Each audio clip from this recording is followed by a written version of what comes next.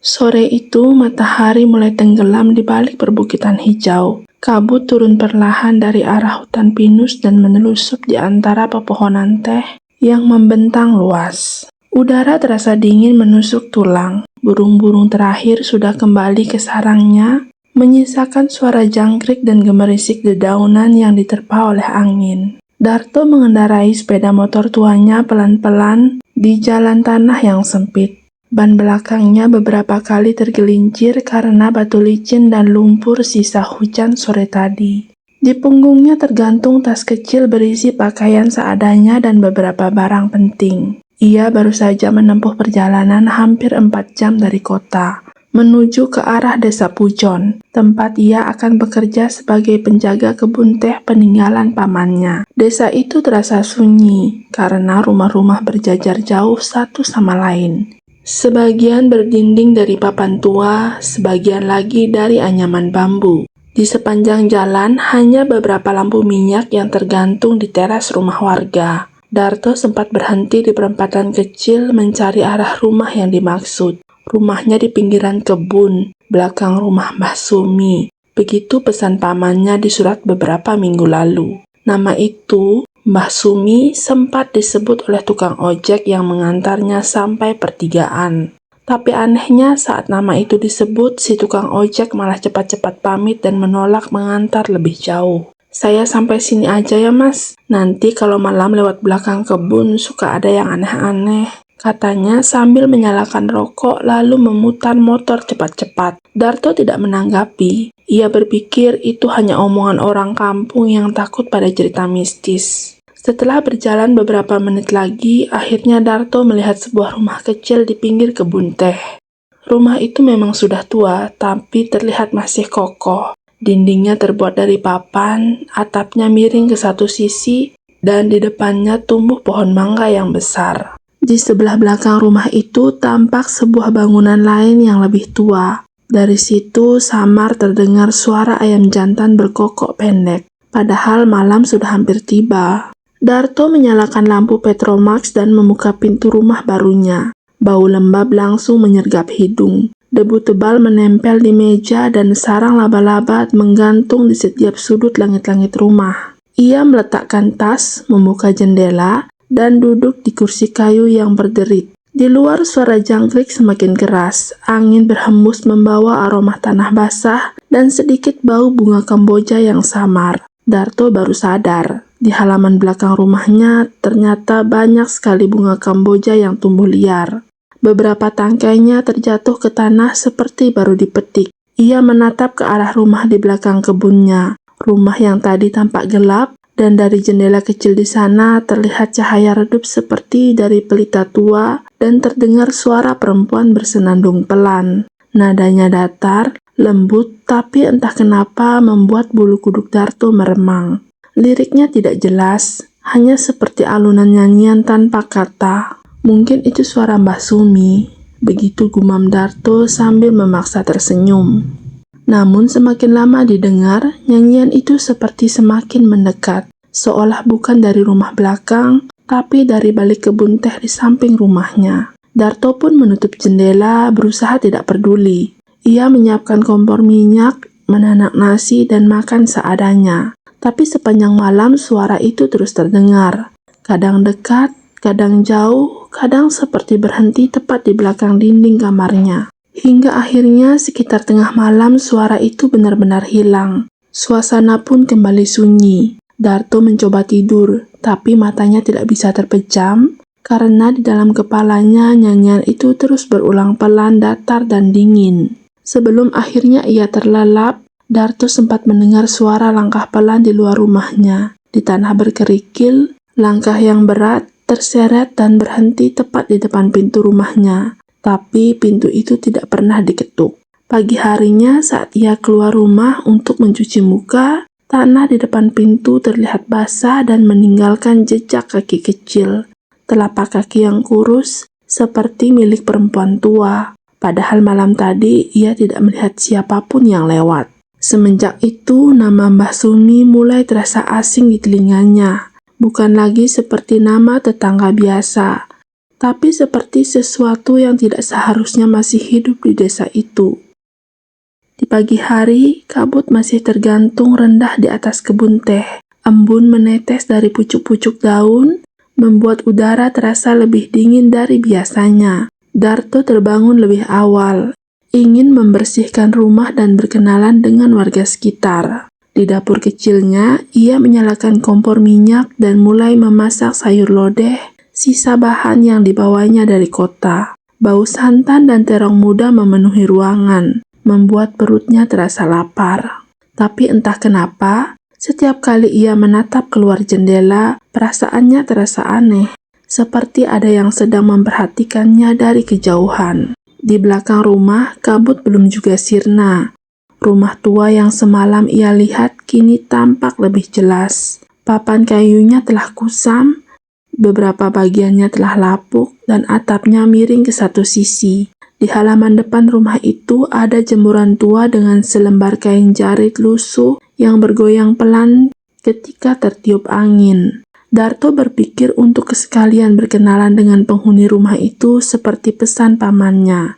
Kalau ada perlu, kamu bisa minta tolong sama Mbah Sumi. Dia tetangga paling dekat dari sana. Begitu ucap pamannya. Dengan niat baik, Darto menyiapkan sepiring sayur lodeh dan nasi hangat, lalu berjalan ke arah rumah belakang. Setiap langkah di tanah lembab itu terdengar jelas karena suasana sekitar benar-benar sunyi. Tak ada suara ayam, tidak ada seorang pun yang lewat. Hanya desir angin dan bunyi daun teh yang saling bergesekan pelan. Saat ia sampai di depan rumah itu, Darto ragu-ragu sejenak. Pintu rumah tertutup sangat rapat. Dindingnya dipenuhi dengan lumut hijau, dan di dekat jendela tumbuh bunga kamboja yang sangat banyak. Aroma kamboja itu kuat sekali, sampai-sampai membuat kepalanya sedikit pening. "Permisi, selamat pagi Mbah," begitu panggilnya perlahan, tapi tidak ada jawaban. Ia menunggu beberapa detik lalu mengetuk pelan. Namun tiba-tiba dari dalam terdengar suara langkah pelan, terseret perlahan seperti orang tua berjalan dengan kaki berat. Pintu kayu itu terbuka sedikit demi sedikit dengan suara berderit yang panjang. Dari balik pintu, muncul seorang nenek tua berkerudung lusuh. Kulitnya pucat kekuningan, bermata cekung, tapi tatapan pandangan matanya sangat tajam. Dia tersenyum samar, nyaris tidak bergerak. "Loh, kamu ini siapa, Le?" Suaranya serak dan pelan. "Saya Darto, Mbah, penjaga kebun baru. Rumah saya yang di depan itu peninggalan Pak Sastro," jawabnya sopan. Wajah nenek itu perlahan-lahan berubah lembut. Ia mengangguk pelan, bibirnya bergetar kecil. "Walah, Ndok isi Sastro, sudah besar sekarang ya? Kapan datangnya?" "Baru tadi malam, Mbah," jawab Darto. Ia mengangkat mangkuk yang dibawanya. "Ini saya bawakan sayur lodeh, Mbah, buat sarapan." Mbah Sumi menatap mangkuk itu lama sekali, seolah memandangi benda asing. Lalu ia menerima dengan tangan gemetar. Saat jari mereka bersentuhan, Darto terkaget. Tangan nenek itu dingin sekali, bukan seperti tangan manusia biasa, tapi seperti baru saja diangkat dari air. "Terima kasih, Le," katanya lirih. "Sudah lama Mbah gak ada yang ngasih makan." Kata-kata itu membuat bulu kuduk Darto berdiri tanpa sebab, tapi ia tetap tersenyum sopan. "Sama-sama Mbah, saya sekalian mau bersihin kebun belakang nanti." Mbah Sumi hanya mengangguk pelan lalu menutup pintu rumahnya perlahan. Darto berbalik menuju rumah, tapi baru beberapa langkah ia mendengar sesuatu dari dalam rumah Mbah Sumi. Suara anak kecil tertawa lirih, diikuti suara seperti mangkuk yang terjatuh dan pecah. Darto menoleh cepat, tapi pintu rumah sudah tertutup rapat. Ia berpikir mungkin Mbah Sumi memang punya cucu kecil yang sedang bermain. Namun ketika ia kembali ke rumahnya sendiri, dari kejauhan ia melihat ke arah halaman belakang rumah Mbah Sumi sekali lagi. Ada bayangan kecil duduk di bawah pohon kamboja. Bentuknya seperti anak kecil dengan rambut panjang, memegang sesuatu di tangannya.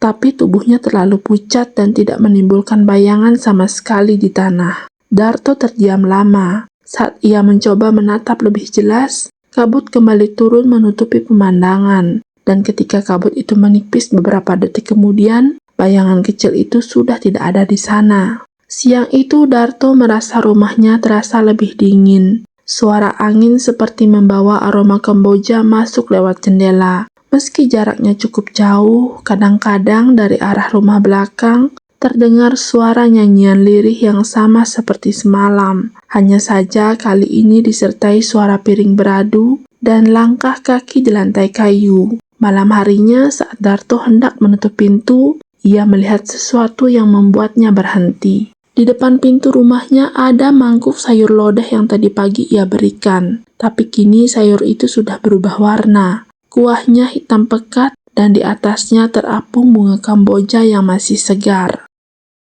Malam di desa Pujon datang lebih cepat dari di tempat lain. Begitu matahari tenggelam di balik bukit, udara langsung berubah dingin dan kabut kembali turun menutupi seluruh kebun teh. Rumah Darto kini terasa lebih sunyi dari sebelumnya. Cahaya lampu Petromax di ruang tengah hanya menerangi sebagian dan sisanya tertelan gelap malam. Angin berhembus pelan dari celah dinding papan. Suara dedaunan kering terseret di tanah, menimbulkan bunyi seperti langkah kaki, kadang terdengar jelas di luar jendela, kadang seperti berjalan di atap. Darto mencoba tidak peduli. Ia duduk di depan, menulis daftar pekerjaan kebun untuk esok hari. Tapi pikirannya terus kembali ke hal aneh tadi pagi. Mangkuk lodeh hitam berisi bunga Kamboja di depan pintu rumahnya. Mungkin Mbah Sumi cuma balikin mangkuk, gumannya perlahan. Meski begitu, ia tahu sayur yang berubah hitam bukan hal yang wajar. Sekitar pukul 9 malam, saat Darto baru hendak tidur, tiba-tiba terdengar suara seperti orang mencuci dari arah belakang rumah. Ceklekan sendok, bunyi air, dan suara kaki berjalan pelan di lantai papan. Ia berhenti menulis. Rumahnya kecil, jadi tidak mungkin ada orang lain di dalam. Darto menajamkan pendengaran. Suara itu makin jelas, diikuti nyanyian lirih perempuan tua. Suaranya lembut tapi dingin, nadanya sama persis dengan nyanyian yang ia dengar saat malam pertama ia tiba. Tapi kali ini suara itu lebih dekat. Ia menatap ke jendela belakang. Kabut tebal menempel di kaca, membuat pandangannya buram. Di tengah kabut itu, samar terlihat bayangan seorang sedang berdiri di luar. Bertubuh kurus, bahunya bungkuk seperti memandang ke arah rumahnya. Bayangan itu tidak bergerak, hanya diam, berdiri lama sekali. Darto menelan ludah. Ia mengambil senter dan pelan-pelan berjalan ke dapur. Lantai kayu berderit setiap kali diinjak, menambah suasana mencekam. Begitu sampai di pintu belakang, ia menyalakan senter dan mengintip keluar. Tidak ada siapapun, hanya kabut yang menggulung di antara batang-batang pohon teh dan suara jangkrik yang tiba-tiba berhenti mendadak, seperti alam ikut menahan nafas. Namun ketika ia menunduk, Darto melihat sesuatu di tanah. Bekas jejak kaki kecil, telapak kaki perempuan, dan mengarah ke arah rumah Mbah Sumi. Ia menyorotkan senternya ke arah rumah itu. Dari jendela kecil tampak cahaya pelita berkedip lemah, lalu muncul siluet seseorang berdiri di dalam rumah. Bentuknya jelas seorang nenek, rambut putih terurai, berdiri kaku di balik tirai. Wajahnya tidak terlihat, tapi lehernya tampak miring ke satu sisi seperti tidak normal. Darto spontan mundur satu langkah. Senter di tangannya bergetar, lalu tiba-tiba nyanyian itu berhenti. Keheningan mendadak memenuhi udara, dan di antara keheningan itu, Darto mendengar sesuatu dari arah kebun. Suara anak kecil tertawa, terputus seperti datang dari balik pepohonan. "Siapa itu?" teriaknya pelan, tapi suaranya sendiri terdengar asing di telinganya. Tidak ada yang menjawab, hanya tawa itu yang menggema lagi, disusul suara langkah pelan menuju kebun belakang. Darto langsung menutup pintu dan menyandarkan kursi ke gagangnya. Lalu ia mundur masuk ke dalam kamar mencoba untuk tidur. Tapi malam itu matanya tidak bisa terpejam sama sekali. Suara langkah pelan itu masih terdengar di sekitar rumahnya. Berjalan, berhenti, lalu berjalan lagi.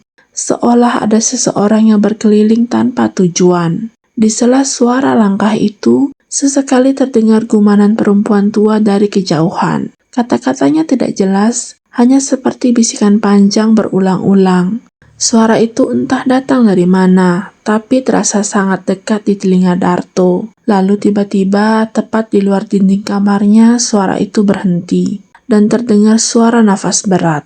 Darto pun menahan nafas. Ia tahu ada sesuatu yang berdiri di luar sana, dan ia baru sadar bahwa malam itu adalah malam Jumat Kliwon. Pagi harinya, begitu matahari terbit, Darto langsung keluar memeriksa sekitar rumahnya. Tanah di belakang rumahnya penuh bekas jejak kaki basah, tapi jejak itu tidak menuju kemana-mana, hanya berputar-putar di sekitar rumah, lalu berhenti di depan jendela kamarnya sendiri. Di dekat jendela itu, tergeletak bunga kamboja putih yang masih segar dan masih berembun. Dan di jendela yang berkabut itu, ada bekas telapak tangan kecil yang menempel dari luar. Bentuknya jelas, tapi warnanya keabu-abuan, seperti tangan seseorang yang terlalu lama terendam air. Kabut masih menempel di pucuk-pucuk teh, meski matahari sudah tinggi. Darto duduk di tangga rumah, memandangi bunga kamboja putih yang tadi malam ia temukan di jendela kamarnya. Bunga itu masih segar seolah baru saja dipetik. Ia menatap rumah di belakang kebun. Rumah itu kini terlihat berbeda, lebih suram, dengan tirai tertutup, tidak ada lagi cahaya pelita seperti malam-malam sebelumnya. Namun entah kenapa, Darto tetap bisa merasakan ada yang hidup di sana. Suara halus seperti seseorang yang sedang berjalan pelan di lantai kayu, kadang terdengar sayup-sayup tertiup angin. Darto akhirnya memutuskan untuk pergi ke warung yang jaraknya sekitar 500 meter dari rumahnya. Ia butuh berbicara dengan orang lain, siapapun, hanya untuk memastikan bahwa apa yang baru saja ia alami bukan hal aneh yang hanya ada di pikirannya. Warung kecil itu milik Ibu Karta, seorang perempuan paruh baya yang dikenal ramah dan suka berbincang. Begitu Darto masuk, ia langsung disambut dengan senyum hangat. "Loh, kamu ini yang baru saja jaga kebun itu ya?" tanya Ibu Karta sambil menyiapkan teh panas. "Iya Bu, saya Darto, ponakannya Pak Sastro." "Oh iya, almarhum Sastro itu dulu sering kesini beli gula. Sekarang kamu tinggal di rumah itu sendirian?" "Iya Bu, rumah di depan kebun teh," jawab Darto sambil menatap ke arah luar jendela. "Tepat di belakang rumah saya ada rumahnya Mbah Sumi. Semalam saya juga dengar dia menyanyi, terus kemarin saya sempat ngasih sayur juga." Kalimat Darto terhenti ketika ia melihat wajah Bu Karta berubah. Senyum ramah itu hilang seketika. Perempuan itu menatap dengan mata lebar, seperti tidak percaya apa yang baru saja ia dengar. "Loh," suaranya bergetar. "Kamu bilang Mbah Sumi?" "Iya Bu, memangnya kenapa?" Bu Karta tidak langsung menjawab. Ia menatap keluar warung, memastikan tidak ada orang lain, lalu pelan-pelan ia mencondongkan tubuhnya ke arah Darto dan berbisik, "Le, Mbah Sumi itu sudah meninggal 10 tahun yang lalu." Darto mengerutkan kening, tertawa kecil karena mengira Bu Karta bercanda. "Loh kok bisa Bu? Saya kemarin ngobrol langsung, dia masih kuat berdiri, masih bisa masak juga." Bu Karta menggeleng cepat, wajahnya kini tampak pucat. "Enggak Le, semua orang di desa ini tahu. Waktu itu Mbah Sumi meninggal sendirian di rumahnya. Katanya ia terjatuh di dapur, tapi waktu ditemukan, tubuhnya udah kaku, mulutnya terbuka kayak mau teriak, matanya melotot ke arah jendela." Suara Bu Karta mengecil, ia menelan ludah sebelum melanjutkan. "Dan waktu jenazahnya dimandikan, tangan kanannya kaku banget, kayak masih memegang sesuatu. Tapi pas dicari, gak ada apa-apa di sekitar situ. Sejak itu, gak ada yang berani dekat rumahnya. Banyak yang bilang kalau malam-malam suka kedengaran suara nyanyian atau suara piring dicuci padahal rumahnya kosong." Darto terdiam, punggungnya tiba-tiba dingin. Ia menatap teh panas di depannya, tapi ia tidak sanggup untuk meneguknya. Suara piring dan nyanyian lirih yang ia dengar semalam kini bergema lagi di kepalanya. Kalau kamu benar ketemu Mbah Sumi, lanjut Bukarta dengan nada khawatir. Berarti yang kamu lihat itu bukan manusia, Le. Darto pulang dengan pikiran kacau. Jalan pulang terasa lebih panjang dari biasanya. Ketika sampai di kebun, matahari sudah condong ke barat. Kabut tipis mulai turun lagi, menutupi sebagian rumah belakang. Ia menatap rumah Mbah Sumi dari kejauhan. Dinding kayunya yang kusam tampak retak dan daun-daun Kamboja berjatuhan memenuhi halaman. Darto memperhatikan sangat lama, lalu ia menyadari sesuatu. Rumah itu ternyata dipaku dari luar. Pintu dan jendela bagian depan tertutup rapat, disegel dengan papan kayu dan tali anyaman bambu. Seolah-olah seseorang sengaja mengurung sesuatu di dalamnya. Siapa yang selama ini membuka pintu dan menerima sayur darinya? Siapa yang mengembalikan mangkuk hitam dan bunga Kamboja di atasnya? Dan suara siapa yang semalam berputar mengelilingi rumahnya? Malamnya, Darto tidak bisa tidur. Suara jangkrik di luar tiba-tiba berhenti serentak, digantikan oleh bisikan halus seperti orang menyebut namanya pelan-pelan dari arah kebun. Darto, Darto. Suara serak tapi terasa akrab, dan ketika Darto nekat membuka jendela, ia melihat sesuatu yang berdiri di halaman rumah. Sosok perempuan tua dengan rambut putih terurai, mengenakan kain lusuh yang sama seperti yang dijemur di rumah Mbah Sumi.